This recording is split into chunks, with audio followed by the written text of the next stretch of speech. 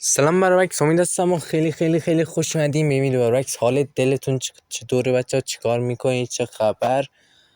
اوضاع چطوره برابکس؟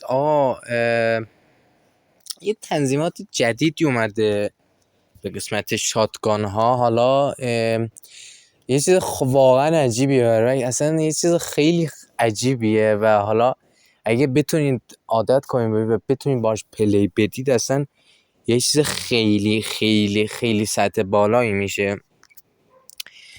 بعد خیلی وقت اچ رو زمین نبود، منم اچ همو دیفالت کردم، کلا اتچمنت هاشو برداشتم. بریم ببینیم اچ بدون اتچمنت چه شکلیه و اچ بدون اتچمنت چطوری شاتاش و اینا خوبه، به درد میخوره یا نه بربکس. آقا بریم توی پرکتیس رنج، میخوام بهتون نشون بدم خیلی جزئی بچه. به نظر من اینا رو توی پرکتیس بیس بهتون نشون بدم واقعا خیلی بهتری که 2 ساعت برم که این پلی بگیرم حالا بشه کسی رو اینطوری زد یا نه، که 100% میشه. واقعا چیز خیلی حقیه بربکس.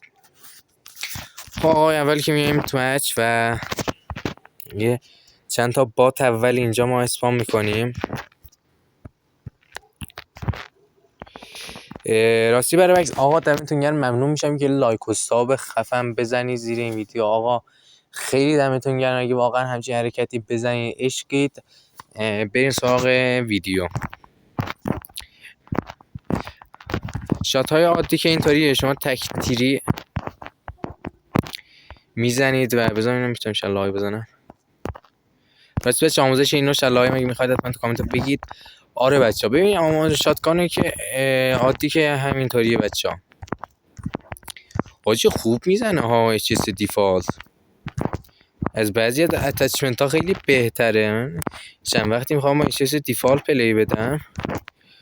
حاجی خیلی وقت اچ رو تو بازی نیستا، من یادم فکر کنم یه خیلی وقته، یعنی کلا اوایل تایم مدرسه که اصلا اچ رو زمین نبود.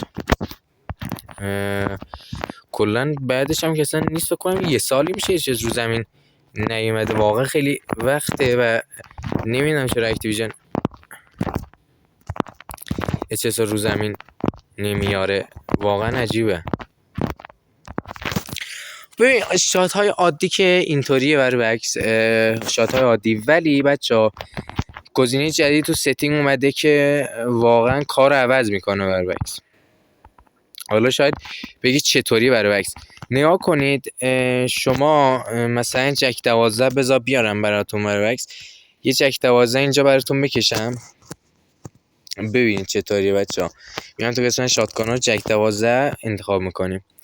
نگاه کنید برعکس جک 12 حالا همینطور که میدونید تختی میزنه، یعنی تون تون تون رگباری میزنه اینطوری که خیلی هم گان خوبیه، خیلی به درد بخوره و بعضی موقع حتی وان شات هم میکنه.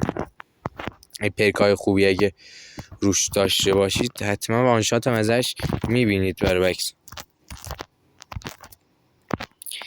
در کل میگم برعکس. حالا بریم بچه اچ هم اومده اینطوری دکمه رو شما نگه دارید اینطوری میزنه، دکمه هیپ فایر فرقی نمیکنه، بزنید پشت سرم میزنه که واقعا چیز حقیه بچه. نگاه کنید اصلا من بر نمیدارم، همینطوری شما میذاری اینطوری بپر میکنید طرف نتونه بهتون شات بزنه، واقعا چیز حقی میشه. نگاه کنید اصلا این چیز خیلی، نگاه کنید الان خودش داره شات میزنه، اصلا من کاری ندارم. خیلی چیز عجیب غریبیه. 100% فایر ریت جک 12 خیلی بیشتره طبیعتا دیگه. حالا بخوام براتون بیوای رو هم تست بکنم بچه ها، قضیه همینه و خیلی فرقی نمیکنه. بیوای هم بچه همونطور که میدونید 100% اینطوری تکیش باید شات بزنیم، ولی جدیدن نگاه کنید تاختاقی میتونیم بزنیم اصلا اینمیا رو فشاری کنیم بچه. اصلا این خیلی حقی یا خدا وکیلی پشمام ریخت اینو دیدم.